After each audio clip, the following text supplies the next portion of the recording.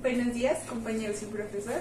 Espero estén teniendo un buen día. Mi equipo está conformado por Iván Andrés López y mi persona Karen Marisa Vallejo. El día de hoy les vamos a exponer acerca del filósofo Manuel Levinas.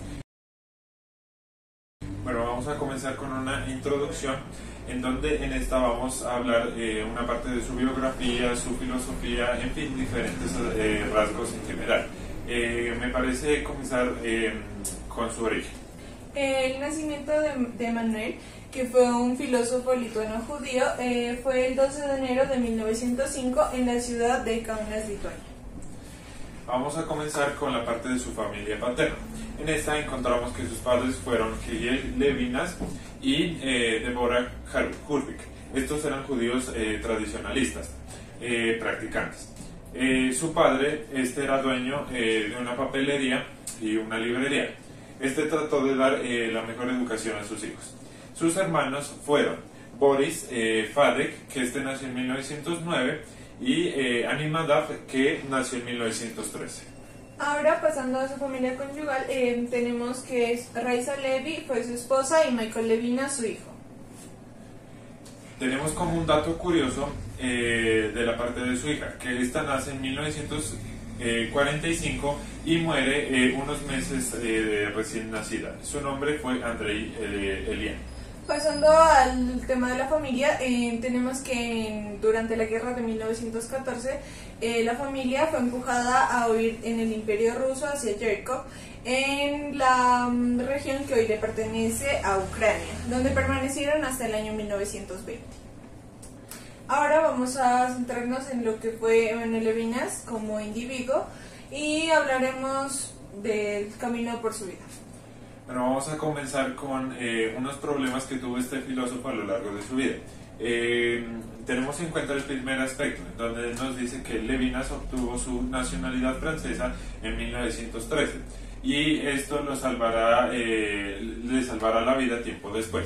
En 1940, durante la Segunda Guerra Mundial, se dice que fue reclutado por un grupo militar como intérprete ruso y alemán para los aliados. Al año siguiente, fue hecho prisionero en Rennes, donde permaneció durante toda la guerra en un campo de concentración en Como mencionaba mi compañero anteriormente, la condición de militar francés fue el que lo salvó de haber sido tratado como los demás judíos. Ahora podemos pasar a sus estudios, que estudió filosofía en la Universidad de Estrasburgo a partir del año 1923 y también en la Universidad de Friburgo desde el año 1928 hasta el año 1929. Encontramos la parte de su profesión. En esta se dice que en Francia fue profesor de filosofía y director de una escuela que fue llamada Normal Israelita Oriental.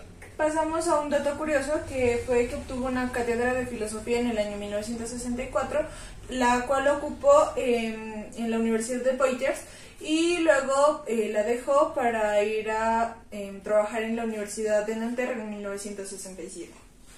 Tenemos como otro aspecto muy importante y como dato curioso acerca de que fue difusor en Francia de la fenomenología de Husserl. Lo define como una manera de filosofar que no se agota, no como un instrumento para explicar lo real, sino como un proceder que tiene una visión anticipada. Otro dato curioso es que él hizo varios comentarios al Talmud, en el cual no explicaba la metodología de cómo leer el Talmud, sino de la forma en la que él miraba el Talmud y cómo él lo interpretaba. Encontramos también la parte de su retiro de la docencia. Se dice que Levinas se jubila de la docencia regular en 1976. Y por último dato, tenemos a la muerte, que fue el día 25 de diciembre de 1995 en París, Francia. Pasando al pensamiento filosófico de este filósofo Manuel Levinas, tenemos que su filosofía tiene como principal idea el otro como rostro. Entonces tendríamos que el punto principal de esta filosofía es dar a conocer la investigación sistemática del yo y la investigación del otro, teniendo en cuenta que la existencia propia depende de la existencia de la otra persona. En este caso hacemos énfasis en la ética, donde vemos involucrado también al existencialismo, pues tenemos que ver que el ser no es único y aislado, sino que convive con más personas a su alrededor. Entonces tenemos que ver que la existencia precede a la esencia y que no hay una naturaleza humana que determine cómo es el humano, sino que se determina por sus propios actos, por cómo trabaja en sí mismo, y eso es lo que determina quién es y cuál es el significado de su vida. El existencialismo defiende la idea de que el individuo es libre y es totalmente responsable de todos sus actos, ya sean buenos, ya sean malos, y si estos afectan a alguien más, tiene que hacerse responsable de las consecuencias que estos traen.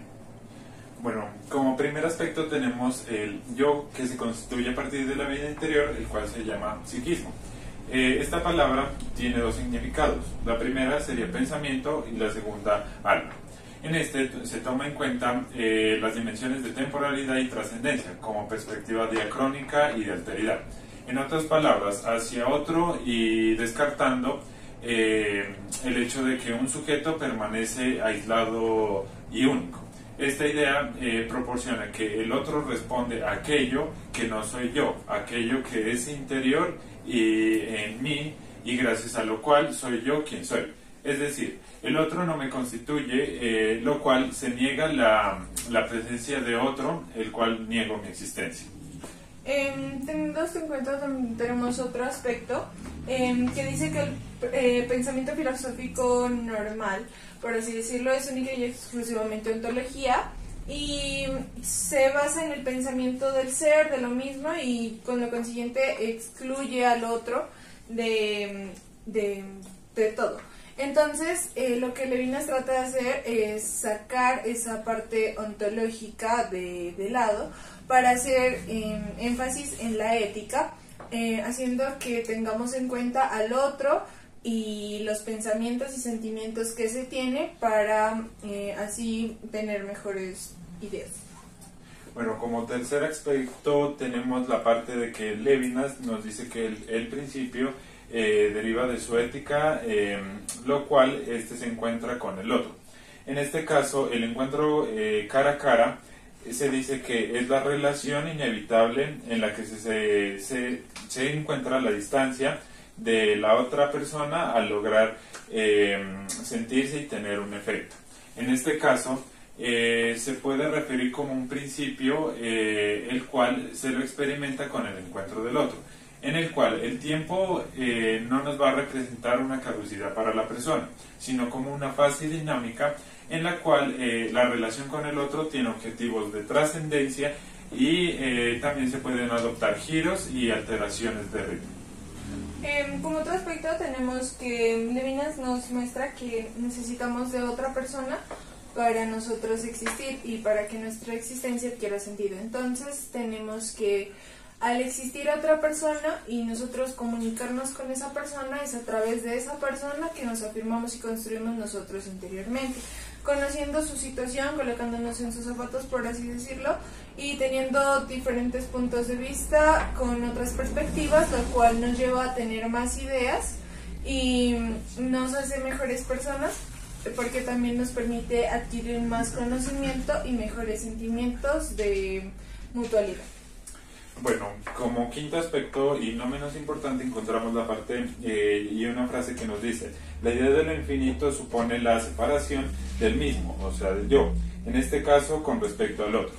Esto nos quiere, en este caso vamos a dar un ejemplo del cual lo tomamos de una película llamada Tarzán, en donde encontramos que su personaje principal se encuentra con otro ser humano. Es donde en este momento se reconoce como igual a otras personas y también se descubre igualmente a sí mismo. En este caso se puede decir que para aproximarse al otro se requiere de un diálogo en cuyo proceso se establezca un punto de encuentro entre las distintas partes que permiten adentrarse en el pensamiento del otro. Se debe tomar también al otro como un igual al yo y percibir las diferencias como una posibilidad de enriquecimiento, dado que se necesita del otro para despreocuparse de este o dañarlo, que también pueden implicarnos un ataque indirecto a uno mismo. Ahora vamos a hablar acerca de la obra. Daremos unos datos generales. Esta obra fue escrita por Emmanuel Levinas y fue publicada el 31 de marzo de 1978. La obra es de la existencia al existente. Esta obra nos permite ver cómo, a pesar de una ausencia de algo, a la vez lo sería todo. Esta universal ausencia es a su vez una presencia. Esa presencia es inevitable y no es un contrapunto dialéctico de la ausencia, y no es gracias a un pensamiento como la aprendemos, sino que está inmediatamente ahí y no hay un discurso ni ninguna cosa que nos responde, pero ese silencio, la voz de ese silencio se oye y se espanta, como el silencio de los espacios infinitos, del que habla pues Pascal, donde hay muchas formas impersonales que no requieren de un sustantivo, como el espíritu, que no se encuentra frente a un exterior aprendido, sino que vemos que lo exterior como término permanece sin correlación alguna como al interior. Entonces esto no está ya dado y no es ya mundo. Lo que se llama el yo está bajo la noche, invadido, despersonalizado y ahogado por ella. Bueno, en este libro también podemos decir que Levinas toma la cuestión de la fenomenología de Heidegger, sin que haya por eso una motivación abstracta, sino que su condición de prisionero de guerra le hace experimentar en carne propia a este filósofo. Podríamos decir que una de las dimensiones de la ontología era la heideggeriana. En este contexto encontramos que se dedicó gran parte para destacar su obra y atacar a su antiguo maestro Heidegger, el cual cuya ontología se asocia con la voluntad del poder, el ateísmo y el egoísmo.